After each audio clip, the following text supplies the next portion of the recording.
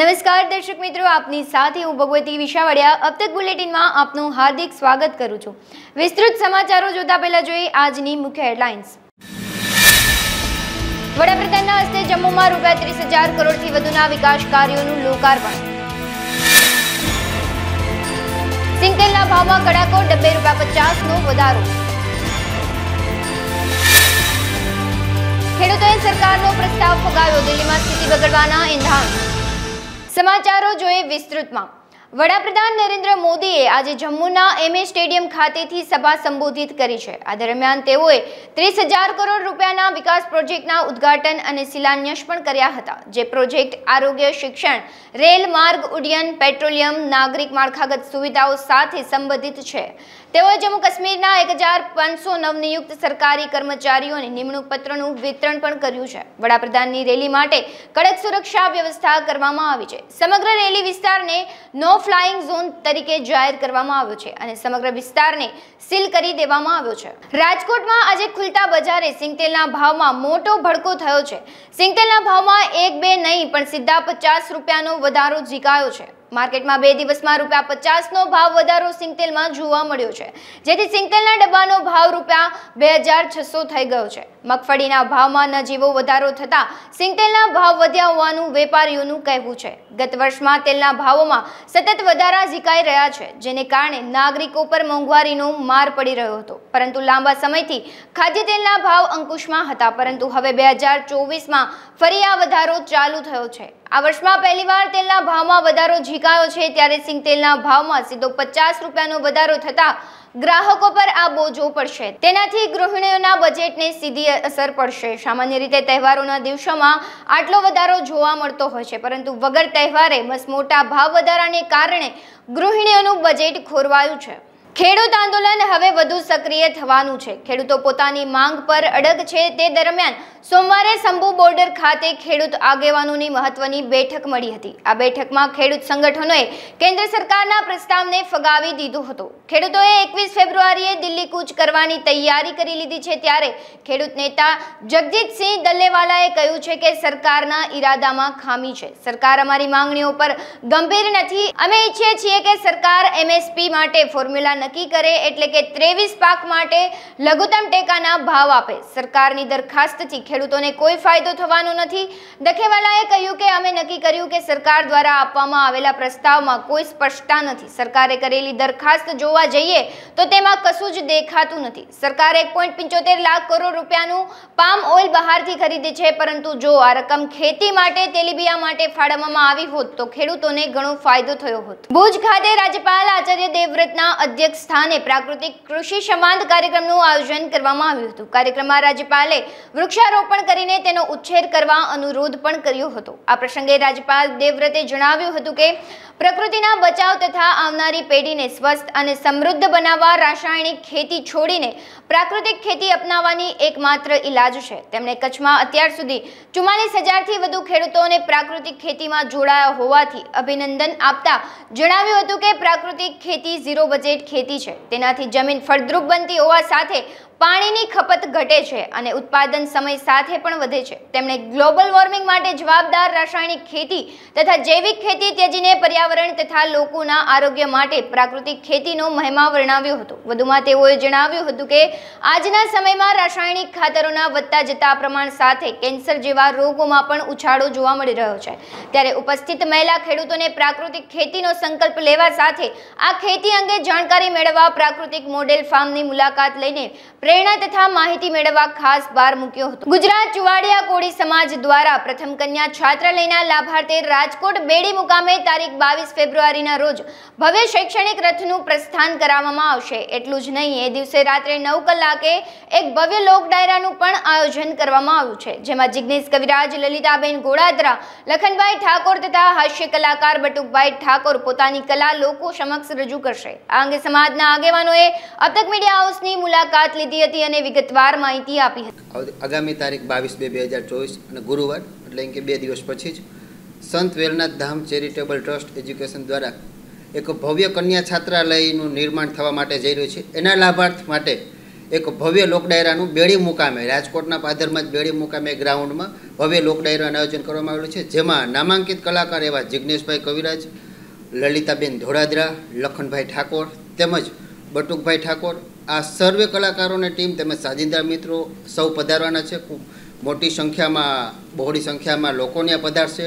તેમજ એ જ દિવસે અમારું શૈક્ષણિક રથનું જે પ્રસ્થાન થવા જઈ રહ્યું છે એના ભવ્યથી ભવ્ય, અતિ ભવ્ય એમ કહીએ કે 501 દીકરીઓ દ્વારા એક શૈક્ષણિક રથનું પ્રસ્થાન થશે અને ત્યાંથી સામૈયા પણ થવાના છે. શૈક્ષણિક રથ એક આકર્ષક અને વિશેષ પ્રકારનો, કે આજ સુધીમાં ક્યારેય પણ કોઈ પણ સમાજે કે કોઈ સંગઠને જે રથ ન બનાવેલો હોય એવો રથ બનાવેલો છે, જે આજ સુધી કોઈ જોયેલો નથી. કાયમ આપણે તે દિવસે જ ત્યાંથી દેખાડવામાં આવશે. અને એ રથનો હેતુ એવો છે કે જે આ સંત વેલનાથ ધામ ચેરિટેબલ ટ્રસ્ટ દ્વારા આ કન્યા છાત્રાલયનું નિર્માણ થઈ રહ્યું છે, એમાં દરેકે દરેક સમાજનો નાનામાં નાનો માણસ સમગ્ર ગુજરાતભરમાંથી જેને યથાશક્તિ મુજબ યોગદાન દેવું છે એ શૈક્ષણિક રથમાં એમાં એક કુંભઘડો મૂકવામાં આવશે. એમાં એ યથાશક્તિ મુજબ તેનું ગુપ્તદાન કરી શકે એ હેતુ શૈક્ષણિક રથનો છે. ખાસ કરીને જે અમારા સમાજમાં શૈક્ષણિક કન્યા છાત્રાલય બનવા જે ખૂબ ઓછું શૈક્ષણિક સ્થળ છે, શૈક્ષણિક સ્થળ ઊંચું આવે એના માટે થઈને આયોજન થઈ રહ્યું છે. અને ખાસ વિશેષ કરીને દીકરીઓ માટે કન્યા છાત્રાલય બનાવવામાં છે. દીકરીઓમાં કન્યાનું વ્યાપ વધે એના માટે થઈને અમારા કન્યા છાત્રાલય સવિશેષ બધી જ પ્રકારની સુવિધાઓ મળી રહે, જ્યાંથી આપણને બસની સુવિધા મળી રહે, કોલેજો, સ્કૂલો બધું નજીક પડે એ રીતના અમારા આયોજન રહેશે. રાજકોટમાં ખાસ કરીને ચુવાડિયા કોળી સમાજ ખૂબ બહોળી સંખ્યા ધરાવતો સમાજ છે અને ખાસ ધર્મમાં અને સાંસ્કૃતિક રીતે દરેક વિશેષ રીતે જે કાર્યક્રમો હોય દરેક સમાજની સાથે ખંભેથી ખંભો મિલાવવાવાળો આ સમાજ છે. અને દરેકે દરેક જે કાર્યક્રમો થતા હોય, દરેક સમાજના જલારામ જયંતિ હોય, અમારા સરદાર જયંતિ હોય, એવી જ રીતે અમારા સમાજની વેલનાથ જયંતિઓ આવતી હોય, સમૂહ લગ્ન, આ દરેકે દરેક કાર્યક્રમો અમારો સમાજ કરતો હોય છે. આ ભવ્ય લોકડાયરાનું આયોજન કરેલું છે આપણા રાજકોટ મુકામે, રાજકોટના પાદરમાં બેડી મુકામે, બેડી ગામે રાખેલું છે. એનું તારીખ 22/2/2024ના રોજ રાત્રે 9 કલાકે આયોજન કરેલું છે. આ લોકડાયરામાં અમારા માન્ય પ્રદેશ પ્રમુખ એવા ધર્મેશભાઈ ઝંઝવાડિયા દ્વારા સૌ રાજકીય આગેવાનો હોય, સામાજિક આગેવાનો હોય, સંતો મહંતો હોય તેમજ વડીલ મુરબ્બીઓ બધાને આમંત્રણ આપવામાં આવેલું છે.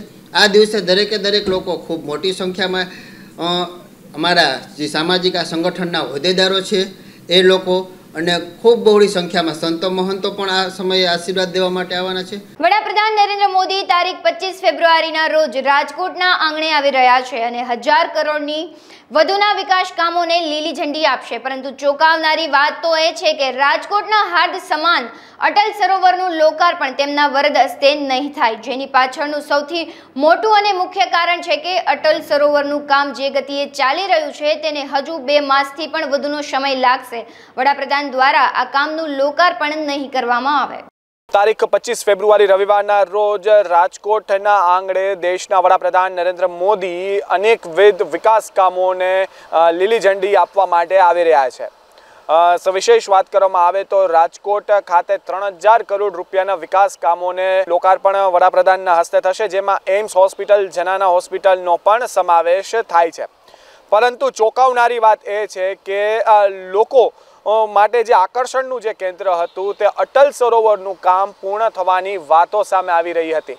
પરંતુ કોઈ પણ કારણોસર અટલ સરોવરનું કામ ન પૂર્ણ થતાં વડાપ્રધાન દ્વારા એ કામનું લોકાર્પણ કરવામાં આવશે નહીં, જે સૌથી મોટી શરમની વાત રાજકોટ મહાનગરપાલિકા માટે સાબિત થઈ છે. આ મુદ્દાની ગંભીરતાને ધ્યાને લઈ રાજકોટ કલેક્ટર દ્વારા અંગેનો એક વિશેષ રિપોર્ટ પીએમ ઓફિસ ખાતે પણ પહોંચાડી દેવામાં આવ્યો છે, જેને લઈને વધુ 2 કામો જે છે તેને પીએમ ઓફિસમાંથી લીલી ઝંડી મળી છે, જેનું લોકાર્પણ વડાપ્રધાન નરેન્દ્ર મોદીના હસ્તે કરવામાં આવશે. જેમાં રાજકોટથી સુરેન્દ્રનગર ડબલ ટ્રેકનું જે કામ છે તે 1056 કરોડના ખર્ચે થશે.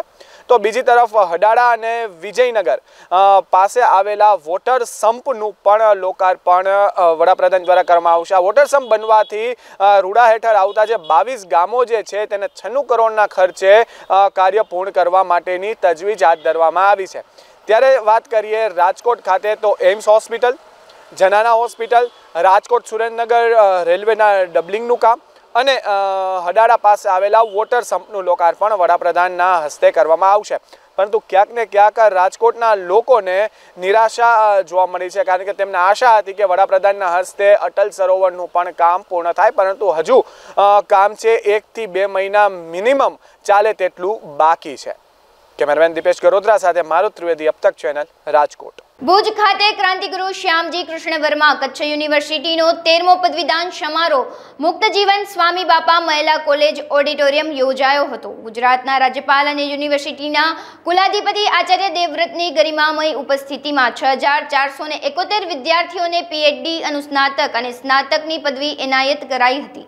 આ ઉપરાંત 25 વિદ્યાર્થીઓને તેમની શૈક્ષણિક સિદ્ધિ માટે ગોલ્ડ મેડલ એનાયત કરાયા હતા। રાજ્યપાલે શુભાશીષ પણ તેઓને આપ્યા હતા। કચ્છ યુનિવર્સિટીના પદવીદાન સમારોહમાં રાજ્યપાલ આચાર્ય દેવવ્રતે વિદ્યાર્થીઓને અભિનંદન આપતા જણાવ્યું હતું કે તમારા અથાગ પરિશ્રમનું પરિણામ આજે ડિગ્રી સ્વરૂપે પ્રાપ્ત થઈ રહ્યું છે। રાજ્યપાલે વધુમાં વિદ્યાર્થીઓને માર્ગદર્શન આપીને કહ્યું હતું કે ચારિત્ર્યવાન યુવા પેઢીનું ઘડતર ખૂબ જ જરૂરી છે, કારણ કે ચારિત્ર્યવાન યુવા પેઢી રાષ્ટ્ર અને સમાજનું નિર્માણ કરે છે। આ પ્રસંગે વિવિધ શાખાના વડાઓ, એક્ઝિક્યુટિવ કાઉન્સિલ મેમ્બર્સ, પ્રોફેસર્સ અને કોલેજના આચાર્યો, અધ્યાપકો, કર્મચારીગણ તથા વિદ્યાર્થીઓ ખાસ ઉપસ્થિત રહ્યા હતા।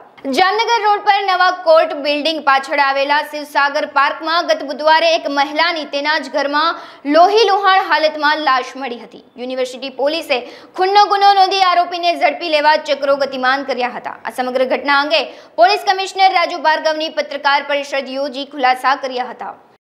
તારીખ 14/2/2024ના રોજ ઘંટેશ્વર જે ન્યૂ કોર્ટ બિલ્ડિંગ છે એને સામે શિવ પાર્ક સોસાયટીમાં રાતના લગભગ 8 વાગે કરીબ યુનિવર્સિટી પોલીસ સ્ટેશનમાં એક બહેન જેનું નામ હેમાલીબેન હતા, એની મૃત્યુ થઈ છે। એની સમાચાર મળતા ત્યાં તપાસ કરવામાં આવેલું અને તપાસ દરમિયાન તેઓનો મર્ડર થયા છે એવી હકીકત જાણવા મળી હતી। એ અંતર્ગત બધી તપાસો ચાલતી હતી।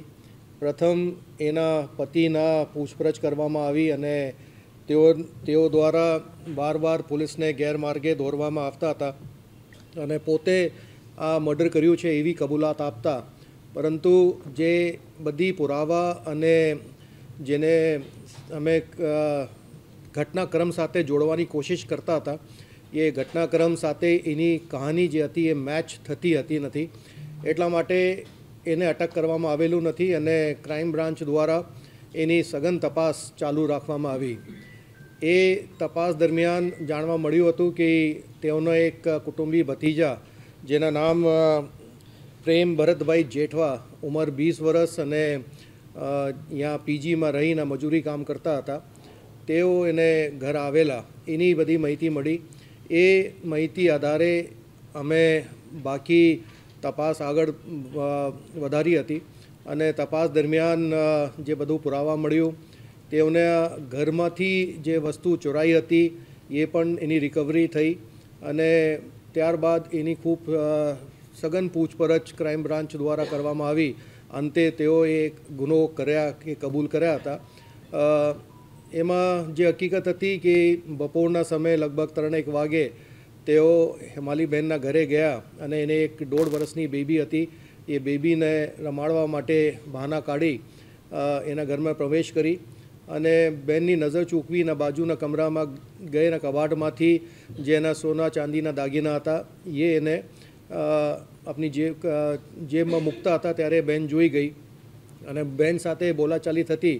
એના પહેલાં એને ગળા દબાવવાની કોશિશ કરી અને ત્યારબાદ એક જે કાતર હતું, ત્યાં બાજુમાં નાની કાતર હતી, એ કાતર એને ગળામાં મારી નાખી અને ત્યાંથી બધા પૈસા, રોકડ રકમ અને સોના ચાંદી દાગીના લઈ અને તેઓની મહિલા મિત્ર સાથે આ લોકો ફરવા માટે નીકળી ગયા હતા। એ લોકોને બધા લોકેશન ટ્રેસ કરતા અને ત્યારે આ લોકો પરત આવ્યા રાજકોટ, એને અટક કરી અને આપણે આ ગુનો એને ડિટેક્ટ કર્યું છે।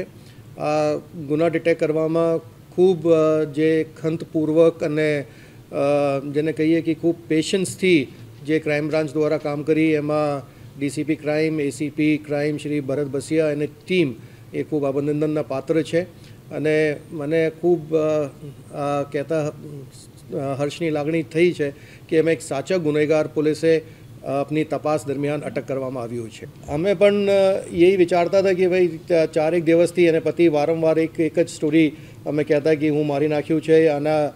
એના જે દિવસ બનાવ બન્યો એ દિવસ સવારમાં એની મોટી બા કેશોદમાં ગુજરી ગઈ હતી અને એના એક બહાના કાઢવાનું હતું કે સાહેબ મારે પાસ પૈસા નહીં હતા અને અમારે કેશોદ જવાની જીદ કરતા હતા, એમાં મેં મારી નાખી છે। પરંતુ જે પુરાવા જે આપને પાસે હતા અને જે બધી ફોન કોલ ડિટેલ્સ જે પ્રમાણે થયું હતું એ સમયનો મેચ નથી થતા હતા। એટલા માટે અમે આ પતિની સ્ટોરી પર બહુ વિશ્વાસ નથી કરતા। એને પૂછ્યા તો એને કીધું કે ભાઈ મને પોલીસની બીક હતી ને મને લાગતું કે પોલીસની હેરાનગતિ થાય, એટલા માટે અમે વારંવાર આ સ્ટોરી પોલીસને સંભળાવતા હતા।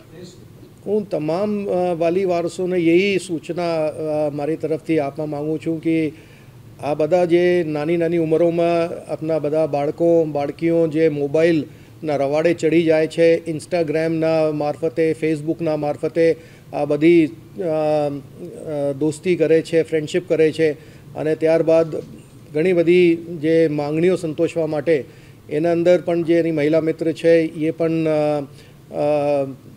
પુખ્ત વયની નથી, એની ભાઈ 18 વર્ષથી ઓછી ઉંમરની છે અને એને પણ કંઈ ફરવા માટે જવાનું હતું ને કંઈ વસ્તુ લાવવાની હતી, એટલા માટે એને પૈસાની જરૂરત હતી અને પૈસા માટે એને આ બધું ચોરી કરવાનો ઇરાદો કર્યો। એના અગાઉ પણ 14/1/2024ના રોજ ગાંધીગ્રામ પોલીસ સ્ટેશનમાં પણ એને એક ઘરમાં ચોરી કરી એવી કબૂલાત કરી છે। એ ગુનો પણ દાખલ થયું છે। એ માટે પણ એને यही હતું કે મારે આજે એની ગર્લફ્રેન્ડ છે એને કંઈ વસ્તુ આપવાની હતી, એટલા માટે કે આજે નાની ઉંમરમાં બધા આ મોબાઈલના મારફતે કે એવી બધી શોખની જિંદગી જીવવા માટે જે લોકોને અત્યારે એક ટેપ પડી ગઈ છે, એના માટે બધા માતા પિતાઓને આપણે થોડી સાવચેતી રાખવાની જરૂરત છે અને બાળકોને સહી માર્ગદર્શન મળે એ ખૂબ જ જરૂરી છે। સાબરકાંઠા જિલ્લા કોંગ્રેસના નવનિયુક્ત પ્રમુખ અશોકભાઈ પટેલે વિધિવત રીતે જિલ્લા કોંગ્રેસ પ્રમુખ તરીકેનો પદભાર સંભાળ્યો હતો। જો કે વિધાનસભાની ચૂંટણી બાદ કોંગ્રેસ કાર્યાલયમાં ચહેલ પહેલ જોવા મળી હતી। ટાવર ચોકમાં સરદારની પ્રતિમાને હારતોરા કર્યા બાદ અશોકભાઈ પટેલે પદભાર સંભાળ્યો હતો, જેમાં જિલ્લા કોંગ્રેસી અગ્રણીઓ મોટી સંખ્યામાં ઉમટી પડ્યા હતા। આવનારી લોકસભા અને તાલુકા જિલ્લા પંચાયત અને નગરપાલિકાની ચૂંટણી જીતવા માટે હાકલ પણ તેમણે કરી હતી। પૂર્વ પ્રમુખ સુરેશ પટેલના કાર્યકાળ દરમિયાન વેરવિખેર થયેલી કોંગ્રેસને એકજૂથ કરવાનું કામ પહેલા કરવું પડશે। આજ રોજ સાબરકાંઠા જિલ્લા કોંગ્રેસ ભવનની અંદર સાબરકાંઠા જિલ્લા કોંગ્રેસ સમિતિના પ્રમુખ તરીકે પદગ્રહણ સમારોહની અંદર મારી ઓલ ઇન્ડિયા કોંગ્રેસ કમિટીએ અને ગુજરાતના પ્રમુખ શ્રી શક્તિસિંહભાઈ, પૂર્વ સાંસદ મધુસૂદન મિસ્ત્રી સાહેબ, સિદ્ધાર્થભાઈ પટેલ, અમિતભાઈ ચાવડા, આ બધાની ભલામણથી મારી જે અહીંયા જિલ્લામાં પ્રમુખ તરીકે જે નિમણૂક થઈ છે એ બદલ પહેલાં તો હું કોંગ્રેસ પાર્ટીનો ખૂબ ખૂબ આભાર માનું છું। સાથે સાથે જિલ્લા કોંગ્રેસના સૌ આગેવાનો અને અમારા સૌ પદાધિકારીઓનો પણ હું ખૂબ ખૂબ આભાર માનું છું। આવનાર દિવસોની અંદર લોકસભાની જે ચૂંટણી આવી રહી છે એમાં કોંગ્રેસ પાર્ટી એના નેતૃત્વની અંદર જે કોઈ ઉમેદવાર આવશે એને અમે જીતાડવા માટે અહીંથી સારામાં સારી મહેનત કરી અને દિલ્હી સુધી મોકલવાનો પૂરેપૂરો પ્રયત્ન કરીશું। ત્યારબાદ તાલુકા પંચાયત, જિલ્લા પંચાયત અને નગરપાલિકાની અંદર જે ચૂંટણી આવી રહી છે તેમાં અમારા સનિષ્ઠ કાર્યકરોને અહીંયા વધારેમાં વધારે તાલુકા પંચાયતો બને, જિલ્લા પંચાયત બને અને નગરપાલિકાઓ બને, એની અંદર સારા ચૂંટાયેલા સદસ્યો જાય એ પણ અમે સાથે સાથે પૂરો પ્રયત્ન કરીશું। અને જિલ્લા કોંગ્રેસનું જે સંગઠનનું માળખું છે તેમાં પણ જે કંઈ ફેરફારો કરવા પડે તે કરી પણ સારા કાર્યકરોને નવી તક આપીશું। નવા યુવાનોને કોંગ્રેસની અંદર ઉમેરો કરી અને કોંગ્રેસને મજબૂત બનાવવાનું કામ હું કરીશ એવી આજે હું ખાતરી આપું છું।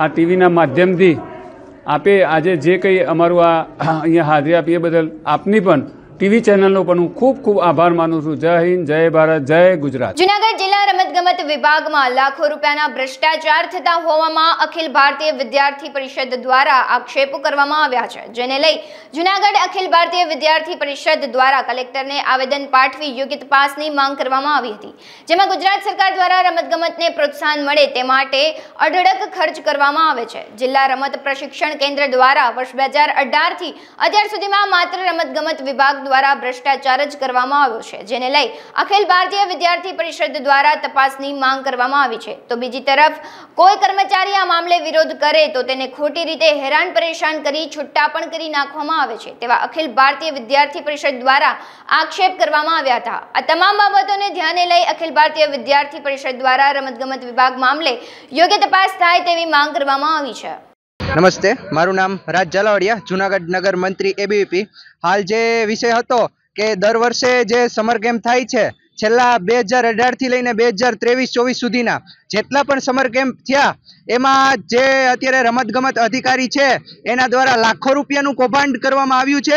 એને બહાર લાવવા માટે અમે અત્યારે કલેક્ટરશ્રીને મળ્યા હતા, આવેદન આપ્યું છે અને જો 3 દિવસની અંદર અમોને જે યોગ્ય નિર્ણય નહીં આપવામાં આવે તો અખિલ ભારતીય વિદ્યાર્થી પરિષદ દ્વારા અતિ ઉગ્ર આંદોલન કરવામાં આવશે, જેનું જવાબદાર તંત્ર પોતે રહેશે। કૌભાંડ એ રીતના કરવામાં આવે છે, સરકાર દ્વારા એક કેમ્પ દીઠ 1,20,000 રૂપિયા આપવામાં આવે છે, તો એમાંથી 1,20,000 રૂપિયા પૂરા નથી વપરાતા। જે નિયમ એવો છે કે 30 વિદ્યાર્થી દીઠ એક કોચ મૂકવાના હોય, પરંતુ આ 70 વિદ્યાર્થીઓ દીઠ એક કોચ મૂકે છે। જે 18,000 રૂપિયા જે વધ્યા છે એ કૌભાંડ તરીકે લઈ જાય છે, ખાઈ જાય છે। કેવી સુવિધા નથી? સુવિધા અત્યારે જે રમતગમતનું આયોજન થાય છે તેમાં નથી મંડપની સુવિધા હોતી, નથી ચેન્જિંગ રૂમની સુવિધા હોતી, નથી પીવાના પાણીની સુવિધા હોતી। આ રીતના દાદાગીરી ગુંડાગીરી કરી જે વાલીઓ જે ખેલાડીઓ પર અત્યાચાર થાય તો તેમનો વિડીયો ઉતારતા હોય તો તેના દ્વારા ગુંડાગર્દી કરવામાં આવે છે, દાદાગીરી કરવામાં આવે છે। ભુજ ખાતે ગોસ્વામી સમાજ વાડીમાં ગત 19 ફેબ્રુઆરી અને રવિવારે મહાશિવરાત્રીમાં શોભાયાત્રાને લઈ સમસ્ત સનાતન હિન્દુ દ્વારા મીટિંગનું આયોજન કરવામાં આવ્યું હતું। આગામી 25 ફેબ્રુઆરીના રવિવારે ધીંગેશ્વર મહાદેવ મંદિર પાસે મહાદેવની પૂજા સંગીતમય મહાઆરતીથી શિવરાત્રી કાર્યાલયનું ઉદ્ઘાટન કરવામાં આવશે। આ ઉપરાંત આગામી તારીખ 3 માર્ચે એક ભવ્ય બાઇક રેલીનું પણ આયોજન કરવામાં આવ્યું હતું। ભુજના સર્વે હિન્દુ સમાજે ભરપૂર સાથ અને સહકાર પણ આપ્યો હતો। હર હર મહાદેવ। નિરંજનદાસજી ઉદાસી નખાડા મહાશિવરાત્રિ પર્વ અન્વયે આજ ગોસ્વામી સમાજની વાડીમાં સનાતન ધર્મના તમામ હિન્દુઓની એક વિશાળ સભાનું આયોજન થઈ રહ્યું છે, જે શિવરાત્રિ અનુસંધાનમાં તમામ સનાતન ધર્મ હિન્દુઓને 25 તારીખના રોજ ધીંગેશ્વર મહાદેવ મંદિર પાસે કાર્યાલયનું ઉદ્ઘાટન થવા જઈ રહ્યું છે, તેમજ 3 માર્ચના રોજ ભવ્ય બાઇક રેલીનું પણ આયોજન છે અને 8 માર્ચના રોજ મહાશિવરાત્રિના પર્વ નિમિત્તે તમામ હિન્દુ ભાઈઓ રેલીમાં જોડાય અને સનાતન ધર્મની જય જયકાર કરે। હર હર મહાદેવ, ઘર ઘર મહાદેવ એવો એક નારો સનાતન ધર્મની અવાજ વિશ્વમાં જવી જોઈએ એવી હું દરેક ભાવિક ભક્તોને, સનાતન હિન્દુ ધર્મના તમામ ભાઈઓને હું એક નમ્ર વિનંતી કરું છું। હર હર મહાદેવ, હર હર મહાદેવ। મારું નામ અનિલ ડાભી, હું એક હિન્દુ છું અને બીજું જ્યારે મહાશિવરાત્રિની વાત હોય, દેવાદિદેવ મહાદેવના પર્વની વાત હોય ત્યારે હવે ભારતમાં રામ રાજ્યની સ્થાપના થઈ ચૂકી છે, એટલે આ વખતની ભુજની મહાશિવરાત્રિની શોભાયાત્રા એ ભવ્યાથી ભવ્ય રહેવાની છે। સાથે સાથે વાત કરું તો આ વખતે તમામ વેપારીગણોને પણ આ સમિતિ દ્વારા, સમસ્ત સનાતન હિન્દુ સમાજ દ્વારા એક નમ્ર અપીલ છે કે આપ બપોર સુધી ધંધા રોજગારથી અડગા રહી દેવાદેવ મહાદેવની ભક્તિમાં આપણે તલ્લીન થઈએ। કારણ કે આ દેવોનો દેવ મહાદેવના પર્વની વાત હોય ત્યારે માત્ર સમિતિ અથવા તો માત્ર હિન્દુ આવતા હોય, પરંતુ હું એમ નથી કહેતો પણ સમસ્ત તમામ જ્ઞાતિઓ આમાં જોડાય।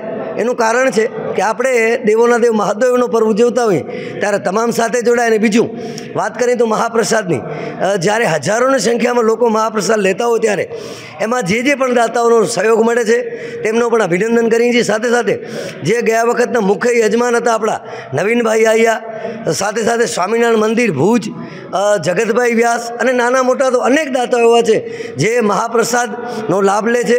જ્યારે આપણે તેટલું જ કાર્ય કરવાનું છે કે આપણાથી થતું યોગદાન ફૂલ નહીં તો તો ફૂલની પાંખડી, મારાથી થતું યોગદાન હિન્દુ ધર્મ માટે હું શું કરી શકું, શિવરાત્રિ માટે હું શું કરી શકું, તો કાર્યાલયમાં સંપર્ક કરી આપણાથી થતું યોગદાન આપણે પણ આપીએ. કારણ કે આ સમિતિ એવી છે કે સમસ્ત સનાતન હિન્દુ સમાજ એમાં જોડાયેલો હોય, જેમાં કોઈ પ્રમુખ નથી, કોઈ મંત્રી નથી, માત્ર ને માત્ર ઉત્સવ સમિતિ છે. એટલે આપણે એક હિન્દુ તરીકેની ફરજ થાય કે આપણે આ કાર્યમાં સાથે જોડાઈ. કારણ કે એક અકેલાથી કાંઈ નહોતું, પરંતુ સમગ્ર સમાજ જોડાશે. જો ભવ્ય રામ મંદિરનું નિર્માણ થઈ શકતું હોય તો આપણે ભુજમાં પણ દેવાદેવ મહાદેવનું એટલે કે કૈલાસ પર્વત જેવું વાતાવરણ થાય અને વધારેમાં વધારે આમાં ફ્લોટ્સ જોડાય. કારણ કે જેટલા ફ્લોટ્સ વધારે જોડાશે એટલી જ આપણી હિન્દુત્વની એકતા દેખાશે અને હિન્દુત્વનો માહોલ એ સમગ્ર ભુજમાં દેખાશે. એટલે આપણા માધ્યમ દ્વારા જ્યાં જ્યાં આપણું માધ્યમ પહોંચે છે ત્યાં ત્યાં મારી એક હૃદયથી પ્રાર્થના છે કે દરેક હિન્દુ આ વખતે જે મહાશિવરાત્રિનું પર્વ છે એ મારા ઘરનો પ્રસંગ છે એ સમજી દેવાદિદેવ મહાદેવના પર્વને આપણે સાથે મળી ઉજવીએ અને સાથે સાથે સમગ્ર ભુજને ભગવામય બનાવીએ. અમરેલી જિલ્લામાં દીપડાના હુમલાની ઘટનાઓ દિન પ્રતિદિન સામે આવી રહી છે. ત્યારે અમરેલી તાલુકાના જાડિયા ગામની સીમ વિસ્તારમાં કિશોરભાઈ ઠુમરની વાડીમાં પરપ્રાંતીય ખેત મજૂરો વાડી વિસ્તારમાં ખુલ્લા સૂતા હતા. તે દરમિયાન રાત્રિના 2 વાગ્યાના અરસામાં દીપડો આવી પિતાની બાજુમાં સૂતેલા 7 વર્ષના બાળકને લઈને ફરાર થઈ ગયો હતો. બાળકની ચીસો સાંભળતા જ બાજુમાં સૂતેલા માતા પિતા જાગી ગયા અને પરિવારજનોને ચીસો નીકળી ગઈ હતી. બાળકના પિતાએ દીપડાનો પીછો કરતા વાડીએ કરેલા ફેસિંગમાં ફસાતા દીપડો બાળકને મૂકી જતો રહ્યો હતો, જેના કારણે બાળકનો જીવ બચ્યો. 7 વર્ષના બાળકને માથાના ભાગે ગંભીર ઈજાઓ પહોંચી હતી, જેને લઈ તાત્કાલિક રાત્રિ દરમિયાન સારવાર માટે સિવિલ હોસ્પિટલ અમરેલી ખાતે સારવાર માટે લઈ જવામાં આવ્યો હતો. રાજુ અજનાર, ગામ કુંડલવાસા, MP.